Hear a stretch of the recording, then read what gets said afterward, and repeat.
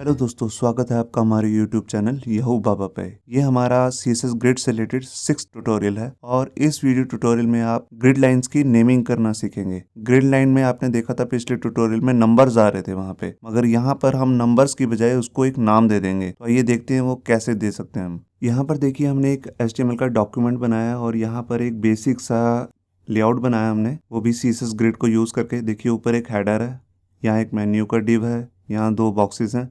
ये कंटेंट के लिए एक हमने एक डिव बनाया है, नीचे साइड बार है यहाँ पे राइट में, और नीचे इसके फुटर आ रहा है। तो ये यहाँ देखिए ये हमारा कंटेनर है और इसके अंदर ये हमने सारे डिव लिए हैं। ये बिल्कुल हमने पिछले जो ट्यूटोरियल में आपको बताया था कि स्पैनिंग कैसे करते हैं ग्रिड की, उसको यूज़ करके ये बनाया है। यहाँ पर देखिए ये हमारा कंटेनर है, हमने इसे ग्रिड ले लिया। इसके अंदर 3 कॉलम लिए हैं हमने 1 FR के। ये देखिए बॉक्स 1, बॉक्स 2 और ये आपको दिख रहे होंगे 3 FR के कॉलम है ऊपर। और जो यहाँ पर रोज आ रही है उनको हाइट दिए। देखिए पहला जो हेडर है उसको 120 पिक्सल, मेन्यू को 60 पिक्सल, और जो बॉक्स आ रही हैं इसको 100 पिक्सल। नीचे कंटेंट के लिए हमने 400 लिया और लास्ट में हमने 50 पिक्सल लिया अपने फुटर के लिए। और यहाँ देखिए हमने हेडर को, यहाँ पर आपको दिख रहा होगा, यहाँ पूरा इसको स्पैन किया है इस ग्रिड आइटम को 1 से लेकर, और यहाँ पे आपको कॉलम -1 दे दिया, मतलब कि एंड तक। यहाँ पे हमने जो पिछले वीडियो में बताया था उससे रिलेटेड हमने सारा ये टेम्पलेट तैयार कर लिया। अब यहाँ पर चक्कर क्या है, मैं आपको जो इस वीडियो में बताने वाला हूँ, ये था ग्रिड लाइंस। ग्रिड लाइंस हमने आपको बताया था F12 प्रेस करके आप फायरफॉक्स में, यहाँ पर डिस्प्ले में ग्रिड पे जब क्लिक करेंगे तो यहाँ पर ग्रिड लाइंस आ जाती हैं। ये इस ग्रिड लाइंस के नंबर को यूज़ करके जो हमने ये टेम्पलेट बनाया है, यहाँ पर वैसे तो ठीक है, ये छोटा टेम्पलेट है इसमें तो ठीक है, मगर कहीं बार जो बहुत कॉम्प्लेक्स टेम्पलेट आ जाएंगे आपके पास, तो यहाँ पर जब आप ऐसे नंबर लेंगे तो उसको खुद को ही समझना मुश्किल हो जाएगा, क्योंकि काम बहुत हौच पौच हो जाएगा। तो उसके लिए हम यहाँ पर इन ग्रिड लाइन नंबर को यूज ना करके इन लाइन नंबर को एक नाम दे देते हैं, उसी को हम कहते हैं ग्रिड लाइन नेमिंग। तो आइए देखते हैं कि वो ग्रिड लाइन नेमिंग जो है हम कैसे दे सकते हैं। और यहाँ पर लाइन नंबर ना देके जब यहाँ हम उसका नाम देंगे तो हमारे लिए समझना आसान हो जाएगा, चाहे जो प्रोजेक्ट है वो कितना ही कॉम्प्लेक्स हो जाए, मगर एकदम प्रोफेशनल लगेगा। अभी ये प्रोफेशनल सा नहीं लग रहा, इससे पता नहीं लग रहा कि कहाँ से। ये तो हमें हर बार यहाँ पर ग्रिड बना के फायरबग खोल के देखना पड़ेगा कि हाँ भैया ये जो है लाइन नंबर 2 है, ये 3 है, ये 4 है, यहाँ रो नंबर भी आ रही है यहाँ पे, तो इसको सबको देखना पड़ेगा। तो आइए देखते हैं कि उसको हम नेम कैसे दे सकते हैं। तो यहाँ हम रो से स्टार्ट करते हैं। ये देखिए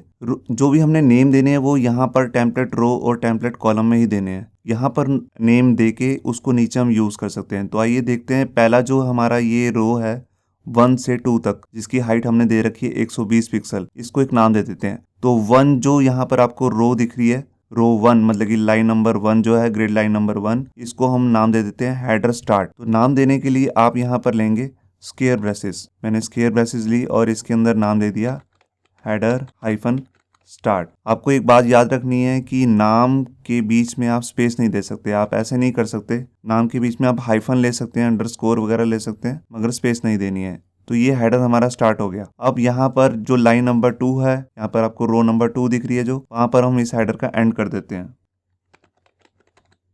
तो ये हो गया एंड। यहाँ देखिए मैंने सेव कर दिया फाइल को और उससे कोई फर्क नहीं पड़ा। यहाँ से लाइन नंबर 1 ये स्टार्ट है, हेडर स्टार्ट है, और ये हेडर एंड है। अब मैं इसको यूज़ कैसे करना है नीचे मैं आपको दिखाता हूँ। यहाँ देखिए जो हमारी रो थी 1 और 2, अब इसको लिखने की कोई जरूरत नहीं है। 1 की जगह पे आ जाएगा हमारा हेडर स्टार्ट और 2 की जगह पे हम यहाँ दे देंगे हेडर एंड।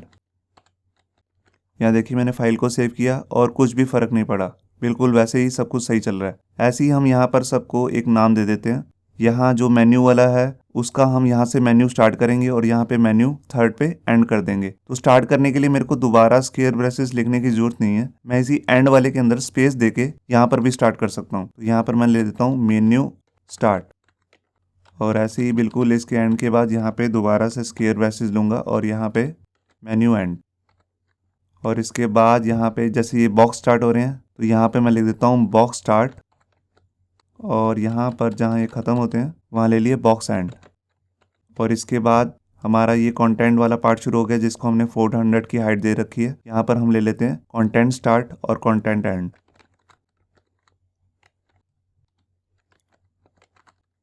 इसके बाद नीचे जो हमारा बचा फुटर, ये देखिए 5 से स्टार्ट हो रहा है और 6 पे एंड हो रहा है। तो इस 5 वाले को हम नाम दे देते हैं यहाँ पे फुटर स्टार्ट और 6 वाले को फुटर एंड। तो यहाँ पे मैंने किया फुटर। Start, footer, and. तो ये हमने अपना नेमिंग दे दी है सभी ग्रिड लाइंस को रो वाइज। अभी कॉलम वाइज भी देंगे, पहले इसको हम सेट कर लेते हैं नीचे जाके। तो यहाँ पर जो मेन्यू था यहाँ पे लिख दिया मेन्यू स्टार्ट और 3 वाली जगह पे दे दिया मेन्यू एंड। इसी तरह जो साइड बार था यहाँ पे बॉक्स स्टार्ट से स्टार्ट हुआ, ये बॉक्स स्टार्ट, और इसका एंड जो है वो हमने किया कंटेंट एंड पे।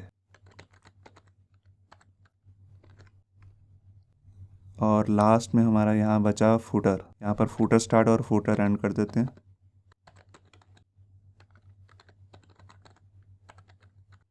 ये मैंने फाइल को सेव किया, देखिए सब कुछ सही चल रहा है।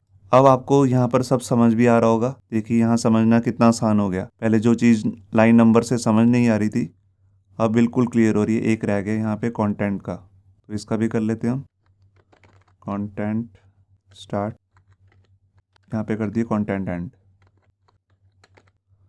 अब मैं जाके जो हमारे कॉलम्स हैं जहाँ ऊपर आपको दिख रहे हैं 1 2 3 4, इनको भी एक नाम दे देता हूँ। अब यहाँ पर देखिए ध्यान से कि हमने यहाँ पर रिपीट लगा रखा है और तीनों में 1 FR दिया है। अब यहाँ पर नाम देना थोड़ा अजीब सा लगेगा कि कैसे दें। या तो मैं इस रिपीट को हटा के 3 बार 1 FR लिखूं और फिर उसका 3 बार अलग अलग नाम दूं, या इसमें भी दे सकता हूं मैं। अगर मेरे को अलग अलग देना है वो तो आप समझ ही गए होंगे कि कैसे देना है, आपने रो में समझ ही लिया। अब यहाँ पर मेरे को रिपीट के अंदर एक नाम देना है, तो मान लीजिए मैं इसको एक नाम देना चाहता हूँ कॉल स्टार्ट। कॉल मतलब कॉलम स्टार्ट, और इसके एंड में यहाँ पे दे दिए कॉल एंड।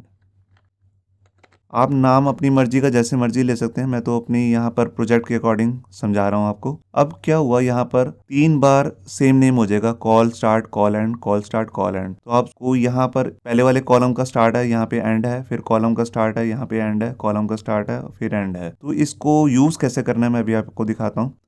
अब देखिए जो कॉलम 1 है यहाँ पे, मैं यहाँ पे लिखूंगा कॉल स्टार्ट और इसके बाद स्पेस दे के दूंगा कि कॉलम पहला कहाँ से, पहला कॉलम स्टार्ट हो रहा है जहाँ से वो, और उसके बाद दे दिया कॉल एंड, जो थर्ड कॉलम है उसका एंड। तो यहाँ पर लिख दिया 3, क्योंकि 3 ही कॉलम है तो तीसरा वाला कॉलम का जहाँ एंड हो रहा है वो 3। यहाँ आपको लाइन नंबर नहीं देखना है, यहाँ पे आपको ये देखना है कि कॉलम का कौन सा एंड हो रहा है। तो 3 कॉलम है यहाँ पे, जो तीसरे वाले कॉलम का एंड है वो उसकी बात कर रहा हूँ मैं। अब मैंने सेव किया फाइल को, देखिए कुछ भी फर्क नहीं पड़ा। यहाँ पे मैं -1 भी ले सकता था काम आसान करने के लिए, देखिए वो भी चलेगा इसमें, देखिए वो भी रन हो रहा है। मगर अगर आप ये लिख देंगे तब भी इस पे कोई फ़र्क नहीं पड़ेगा, देखिए। मगर इससे आपको क्लियर हो रहा होगा कि कैसे हम वर्क कर रहे हैं। अब यहाँ पर मेन्यू के लिए भी हम यही लिख देंगे बिल्कुल सेम टू सेम, क्योंकि इसमें भी कॉलम 1 से स्टार्ट हो रहा है और एंड भी कॉलम 3 पे ही हो रहा है, देखिए कोई फ़र्क नहीं पड़ा। अब जैसे कि मैं आपको एक बॉक्स का, यहाँ पर बॉक्स 1 है, इसमें भी कोई वैसे फ़र्क नहीं पड़ा। जैसे यहाँ पर कंटेंट वाला पार्ट है, इसको कैसे करना है, यहाँ पे मैं लिखूंगा कॉल स्टार्ट 1, और यहाँ पे जहाँ पे हमारा ये सेकंड कॉलम का एंड हो रहा है वहाँ पे कॉल एंड स्पेस 2। सेव किया मैंने फाइल को, देखिए बिल्कुल सही चल रहा है सब कुछ।